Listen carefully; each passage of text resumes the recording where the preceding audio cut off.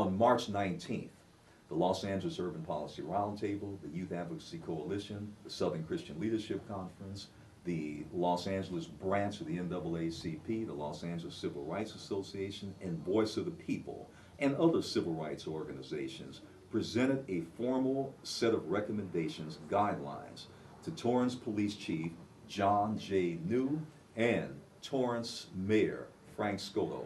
The guidelines essentially were, and the guidelines have been imposed, implemented, and mandated in 46 states on hundreds of police departments around the country, exclusive of Torrance. Torrance must come into the 21st century on this.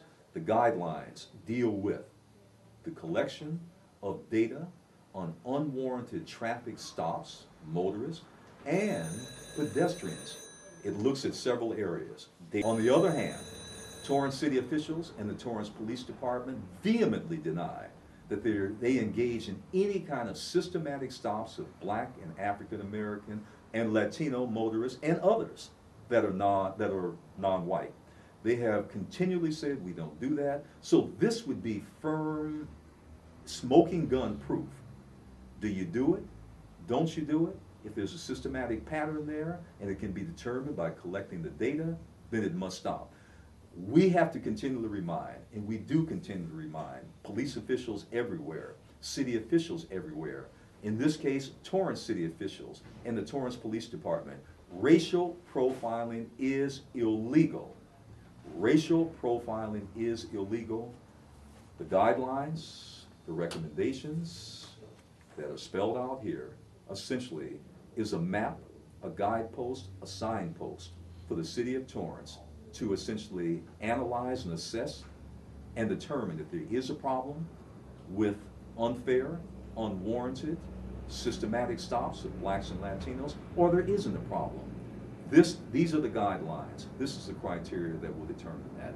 This was presented once again to Torrance city officials and the Torrance Police Department on March 19, 2010.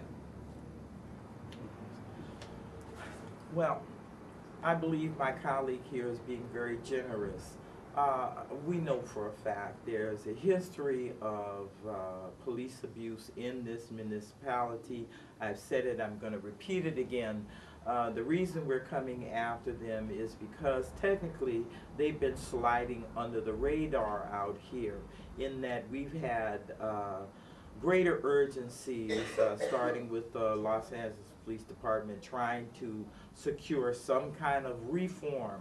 And as we've worked that with our latest chief that affected these changes, things happened in this community that slid virtually without notice and never really got the attention that it's been deserved. And we know that it's been historic in this community based on not only the numbers of supporting statements we've received, not only from the African American community, but from the Hispanic and white community as well. So it's a dirty little secret. The shame on that community is that now it's time for it to be exposed. We're not trying to make anyone mad. We're just trying to make it safer for all citizens that are not under threat and intimidation conducted by police agencies. That's the most critical thing that we can do today, is to try to secure equal protection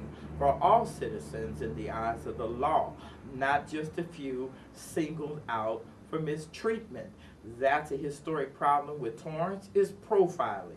It is now time for them to address it, manage it, and get it under control. Thank you. All right. Litha, Herron, President, Youth Advocacy Coalition.